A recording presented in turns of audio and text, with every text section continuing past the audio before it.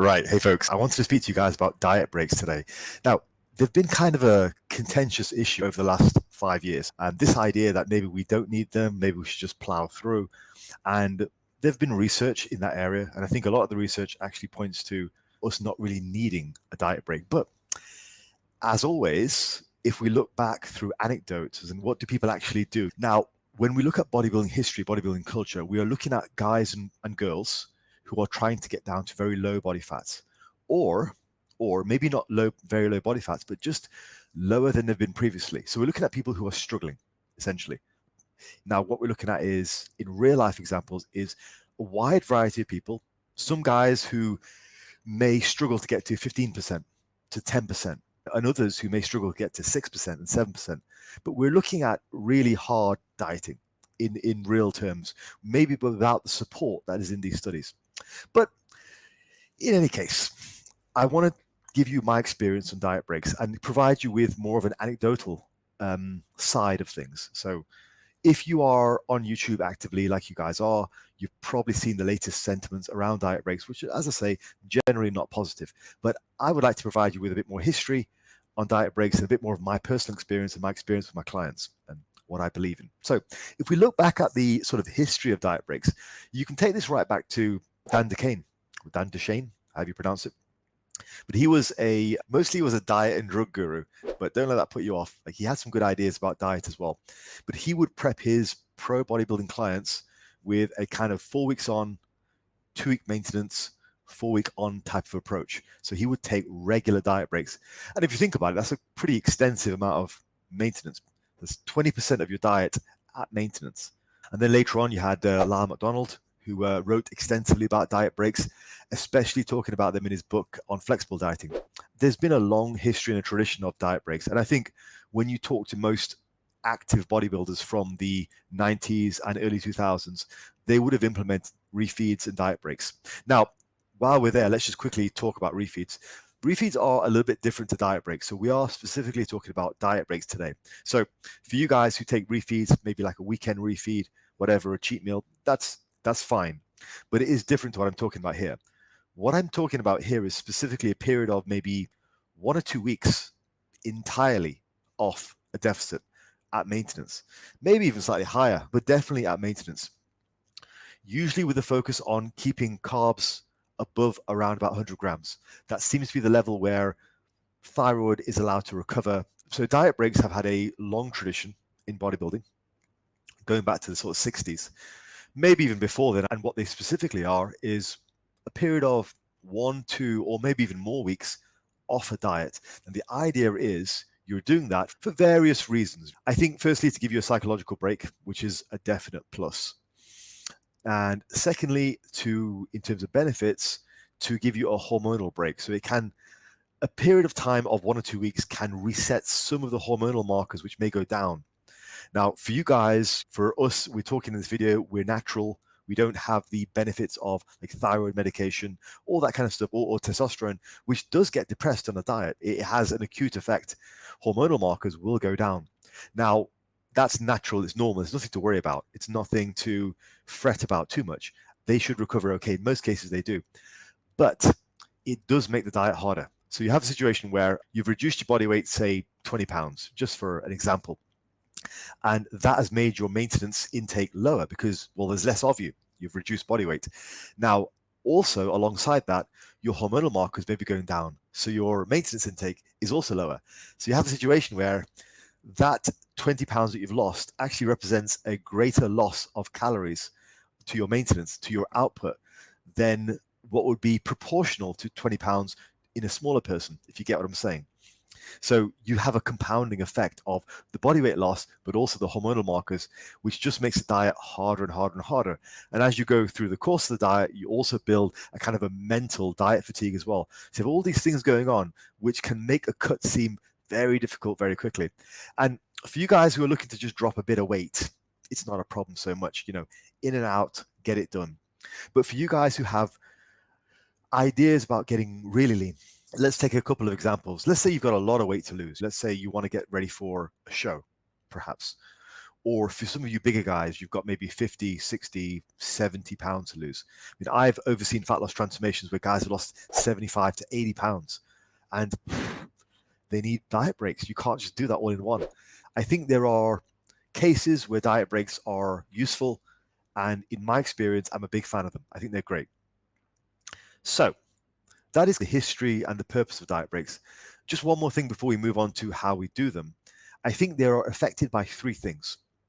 So how often you need to take diet breaks, they're affected by three things. Because some of you might say, I did a diet, did no breaks, I was fine, cool. But I think there are factors which change whether you might need to do them or somebody else. So if you can get away without diet breaks, cool, happy days, you do you, right? But what I'm talking about is people who perhaps need them. And in my experience, there are three factors which relate to it. So firstly, genetics. You can't really change that. But I think the leaner your set point is, and I think you can define set point by, say, where does your body normally end up? Like my body likes to be a little bit heavier. Some guys like to be a little bit lighter. So generally speaking, when it comes to diet breaks, if you're a guy who is slightly over his goal, his set point, his natural body weight, then more than likely you're going to need to take a diet break a lot less often than somebody who's way below their set point already. There are some guys who walk around 275. Now, if they want to get down to a healthy body weight like 220, that's 50 pounds below where they were used to being. That's probably going to need a diet break. So for guys who are sitting lower than where their body feels comfortable right now, they usually have more need for a diet break. So that's the first thing. Second thing, I think, is how long you've been dieting for. So the longer you've been dieting, the more the fatigue builds up, the physical and the mental stress, and the more likely you are to need a diet break. And I think the third thing is how hard you diet. So as you guys know, my personal preference is to diet very hard, and I do that for periods of time, and then I match that with a diet break. For me, that works better. You might say to me, Faz, why don't you just diet slower? Like, for various psychological and physical reasons, that doesn't work as well for me. I am much happier and if I diet super hard, I drop down fast to get a nice physical and emotional satisfaction from that. And then I do a maintenance break. That works really well for me. So my fat loss phases tend to look like a flight of stairs, down, across, down, across. I've actually just come off a diet break, and this is one of the reasons why I was prompted to do this video, to explain a bit about why I do them and what they are useful for. So just to summarize that first section, they have a large history in bodybuilding, and in general, they are used to alleviate some physical and mental and psychological diet fatigue before you go on to the next stage of the diet and carry on dropping down in body fat. And also they are defined by being, I would say, in length at least 1 or 2 weeks. Anything less than that doesn't seem to reverse the negative effects that we get from a diet. If you do a refeed for a weekend, that's great, but it's not a diet break. It's not sufficient time to address hormonal changes caused by long-term or harsh dieting. Okay. So next thing is, how do we actually do it? Now, for me, I think what we want to do is we want to return to a reasonable maintenance. Okay. A reasonable maintenance with carbohydrates at about 100 grams or above at least, preferably more, 200 or 300. Now, online, you're going to find a bunch of different calculators to calculate your maintenance. There's all kinds. There's multiple Catch-McCardle formula. There's a whole kind of complicated formulas which work on your body weight, your gender, your activity level, all kinds of stuff. Now, they're fine, but the thing is, they're as much of an illusion of accuracy that they give you. They're actually just as inaccurate as my method. And my method is a very simple method that I use, which is, if you're lean, take your body weight in pounds, times it by 15. It's a pretty good method. It's about as accurate as most of these calculators. Now, if you're not lean, okay, if you're not, say, 20% or below, a genuine 20%, then, and remember, 20% is not like flabby stomach with love handles, right? But some of you guys think that. 20% is a flat stomach. 20% is what regular people will look at you and go, he's probably on the slightly skinny side. That's actually what 20% is. Bodybuilding lean is like really unnaturally lean. Let's just get it out there. This is not disordered. This is not, some of you guys might take offense to that, but this is not disordered bodybuilders. This is quite simply, when you're in a bodybuilding range, sorry to say, but it is unusually lean. So 10 to 20% is what most average people would consider to be overly lean. But yeah, if you're about 20% or below, so if you're in bodybuilding lean range, then take your body weight in pounds times by 15. Now, if you're anything above that, I would suggest this. Take your height in centimeters and times that by 15.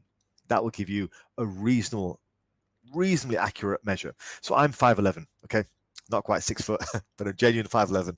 So I think that's about 181 centimeters. Times that by 15 gives me a rough estimate of what my maintenance is.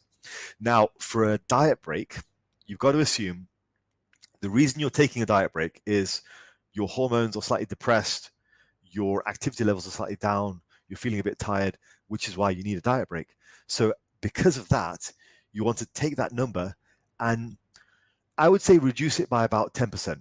So what we're looking at is your maintenance intake is going to be your body weight in pounds times by 15 or your height in centimeters times by 15. And then you want to take about 90% of that. Okay, so subtract about 10%. And that will give you a conservative maintenance. I mean, you don't have to. You can just eat at maintenance if you want to. It's only going to be a week or two. Nothing major is going to happen. Let's say you eat an additional 200 calories a day, right? For 2 weeks. Let's take worst case scenario. You eat 200 calories over your maintenance for 2 weeks because you get the calculation wrong. So working that out, that is about 2,800 calories, I think, something like that. So 7 days times 200 is 1,400. 1,400 times 2, 2,800. Yeah, it's okay. I used to be a school teacher, so a little bit slow, a bit out of practice. But yes, it's about 2,800 calories. So it's barely a pound of fat. So that's worst case scenario. But in general, just eat about maintenance. If you want to be really precise, take off about 10%.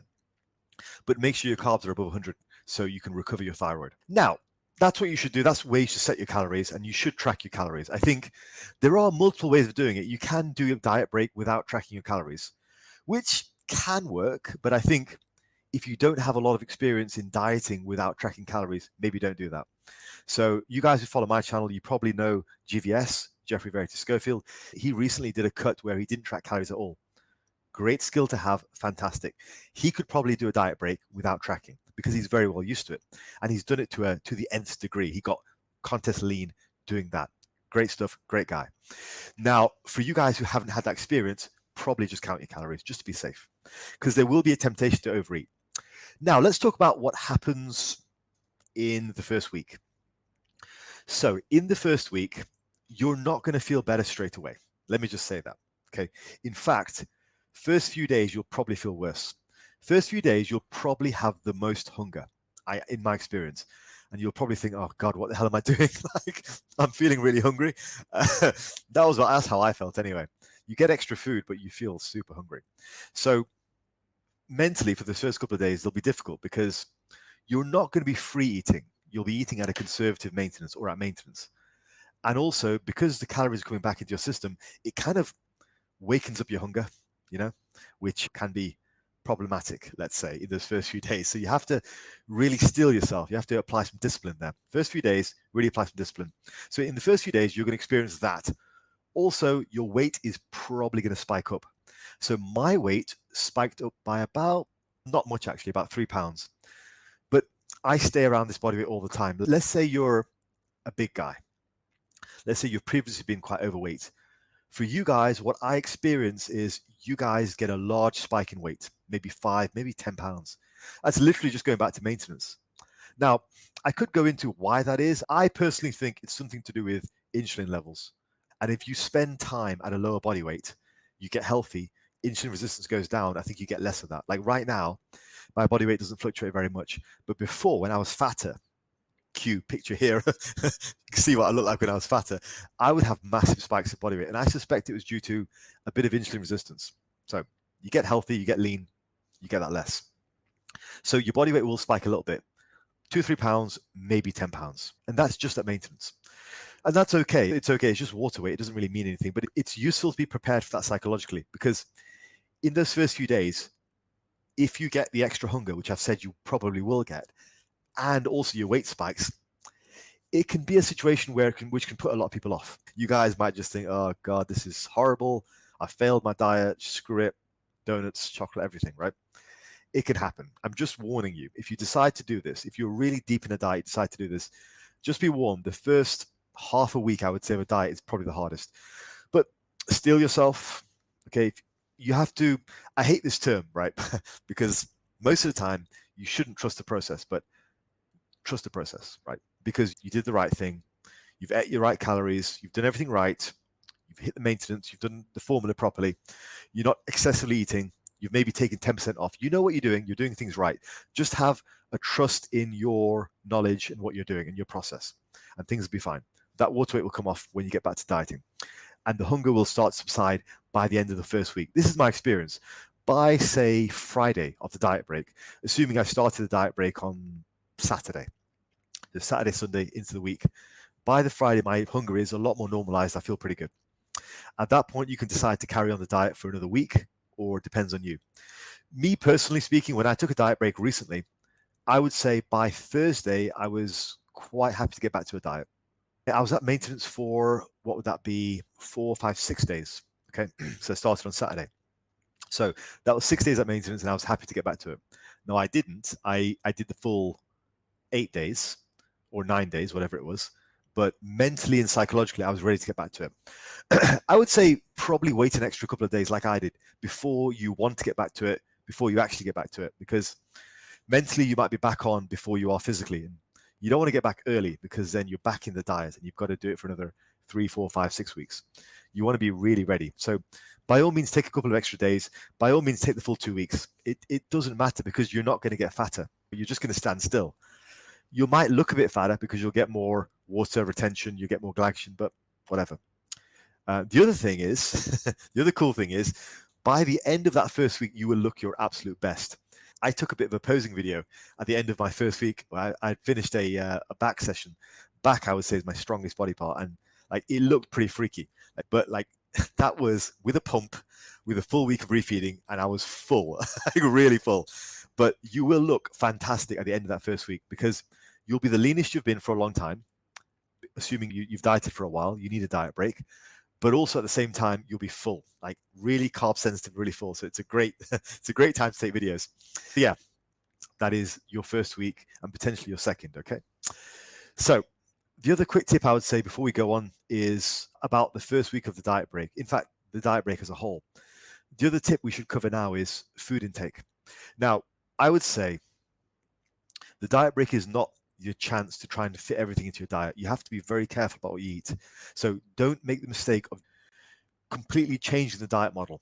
Like me personally, I diet very strict. I diet on mostly high protein, so 220, 230 grams of protein. Fats are reasonably high, like maybe 70, 80 grams, and the rest is super low carb. Now, don't get into a situation where you completely flip that on its head, because it might not work for you.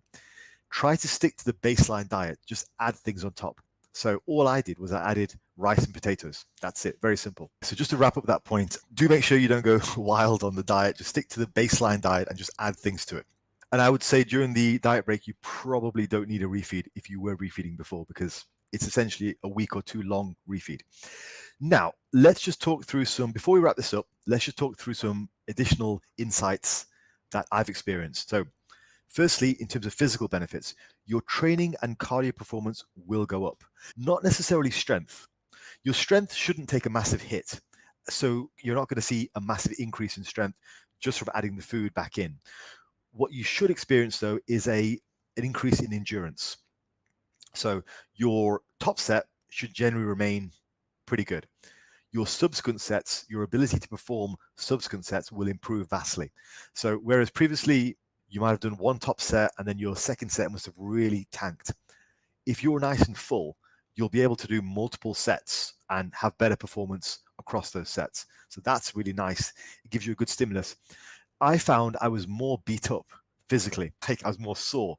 I got muscle soreness, got DOMS, because I was so full and I was able to train so hard because of all the food and the higher volumes. Not purposely doing higher volume, but do you see what I mean? My volume was more effective. So if I was doing 3 sets on an exercise, because I'm full, I was able to do those better because my nutrition was better, my recovery was better, therefore I was able to train harder. So that's a benefit. So don't be surprised if you feel a bit beat up by the end of the diet break. It's just you training harder, okay? Psychologically, I briefly touched on this before, but you should be ready to get back to it. I would not go back to the diet until you feel actually ready. The way that I think about dieting is just on a completely general note. I personally feel you should always be excited to diet. Like if you're not really excited, like really like, yes, I want this. I want to get leaner. I want to get shreds. I don't think you should do it, right? That's my perspective because like life's too short. Unless you have a specific medical reason, then we're just doing this for gains, aren't we? So a diet break is a part of that. Keeps you lean, prepares you for the next step up. But if you're not ready to get back to dieting, then carry on at maintenance. You don't have to do 1 or 2 weeks because I said so, right? You can do 3 or 4 weeks. You can do 2 months. It doesn't matter. I mean, hell, you can go back to bulking for a while if you want to. But the point is, psychologically, you need to be ready to get back to it. That's my experience because I don't want a situation where you go back to it before you're ready and then the diet sucks and you fall off the bandwagon a week later or a few days later and you're just on this on and off kind of slope, because some of you guys will be doing that. Some of you guys will want to get really lean, but you're not able to do it because you're just on this bandwagon up and down and dieting for a few days, off for a few days, diet for a few days. You never get anywhere. A diet phase should be a precise, like tactical invasion into your body fat stores, into your lipids to get them off and eradicate them. If you don't have that precision, don't bother. Just carry on at maintenance. And I think to help with that, I would seek professional guidance. I offer a coaching service. Seek guidance. This kind of stuff, these diet breaks, the ability to get very lean or to lose a large amount of weight, they can be very difficult, not just in terms of knowledge, but in terms of accountability and having somebody in your corner. It feels really good psychologically to tick off a week and go, hey coach, nail that week. Tick off 2 weeks, hey coach, we're half a month in. Tick off a month, hey coach, we're 1/4 of the prep done. Like it feels really good to tick these things off. So if you have somebody in your corner who's with you, then it helps a lot. So feel free to get in contact. I have different tiers of coaching, better value options, more pricier options. You get different things for your money, but there's usually something for someone. So get in touch. Now, just to end with, I would like to hear from you guys. So what has been your experience with diet breaks? Have you learned anything new from this little section that I've done here? This has been my experience. I've just come off a diet break. I am in no rush to finish off my cut. I want to sit in this diet for a while. I don't even really care about how much weight I lose per week. I just want to make sure I do the thing, okay, do my cardio every day, make sure I'm in a deficit, take diet breaks when I need to, and just sit in this cut for a few months. And by the end of it, I would look dramatically different. No, I don't have a weekly, like I've got to lose X amount of pounds per week. I think that's a little bit, puts a lot of pressure on people because your weight isn't always in your control. Sometimes water retention happens, stress happens, you have bad night's sleep. It's unpredictable, right? All I'm interested in is, did I do what I needed to do? Tick it off. And for you guys, did you do what you needed to do? Tell your coach, nailed it. Okay. So just to wrap up, I want to hear from you guys. What's your experience? Did you learn anything from this? I've been speaking very freely and openly on this, so hopefully you picked up some tidbits. So I'm going to call it there. Do make sure you like the video, subscribe, and yes, thank you all for tuning in. I don't say it often enough, but you guys are my audience. I love you guys. You guys let me do this and you pay attention to what I'm saying and you watch my videos, and it's very nice. I will carry on doing it as long as I feel it's fun and productive. So all the best. Take care.